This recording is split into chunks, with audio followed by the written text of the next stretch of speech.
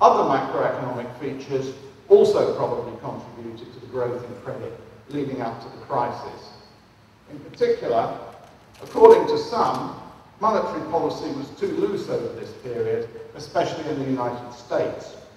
So the chart here shows the difference between the policy rate for the US, the UK and the euro area, and benchmark estimates of an appropriate policy rate derived from a Taylor rule.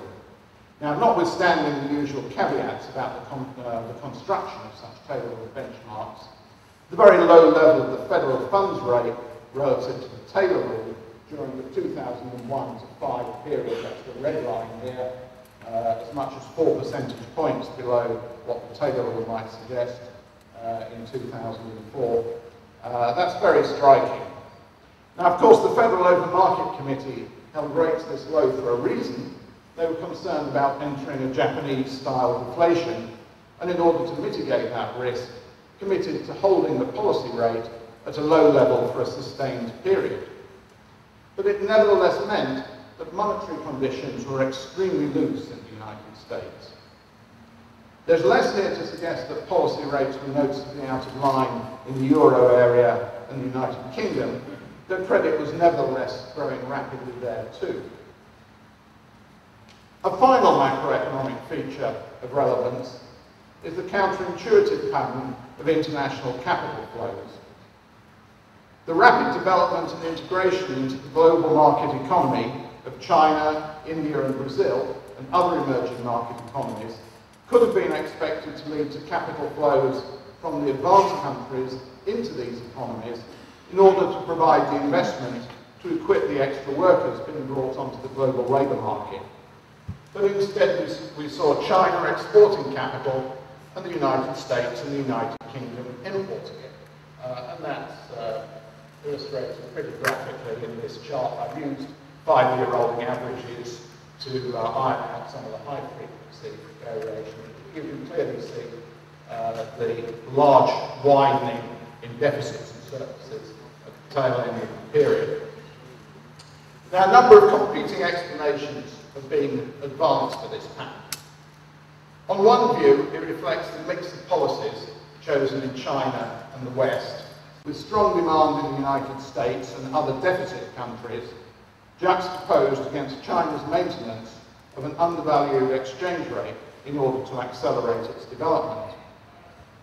On another view, it reflects a savings glut in the surplus countries, resulting from a lack of an adequate household safety net in China, the accumulation of precautionary holdings of international reserves by several emerging market countries that were burned in the Asia crisis, and rational savings of the windfall gains from higher oil prices on the part of oil producers.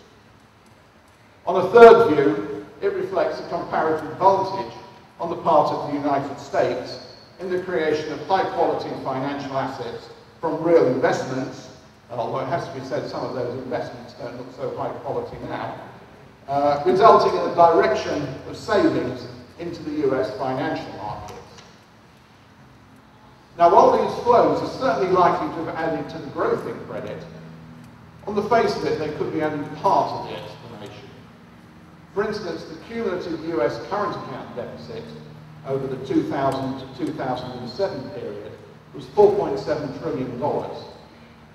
Over the same period, the stock of household, corporate and government debt in the US outstanding rose by $14.4 trillion, more than 3 times as much. However, it is possible that the imbalances played into the credit boom through another route. The savings glut hypothesis, particularly connected with Bernanke, was originally advanced primarily as an explanation for the striking decline in long-term real interest rates. And that's illustrated in this chart for the UK and the US, which both have indexed government debt, so one can easily back out an estimate of the real interest rate.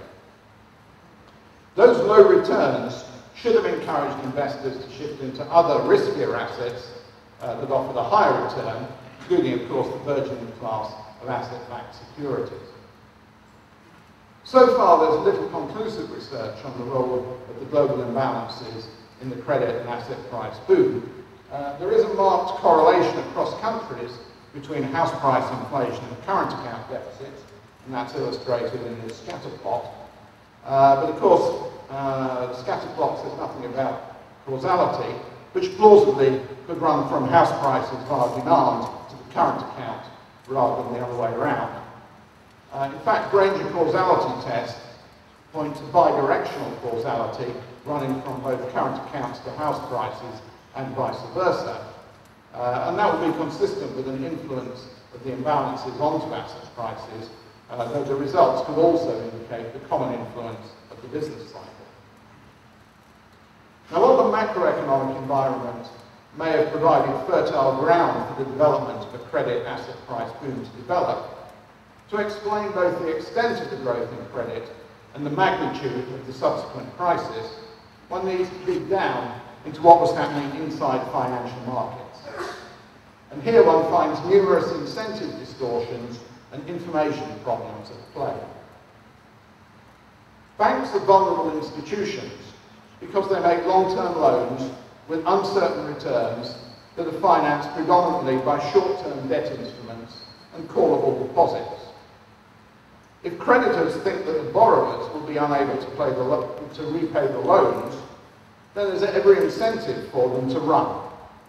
That's why banks are required to hold a buffer of capital and reserves large enough to absorb losses in most feasible states of nature.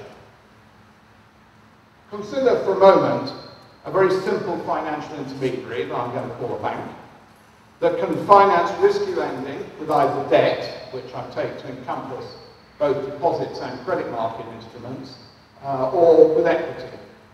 I'm going to assume the bank pays our little RD on its debt and earns a stochastic RL on its loans, net of any intermediation and monitoring costs.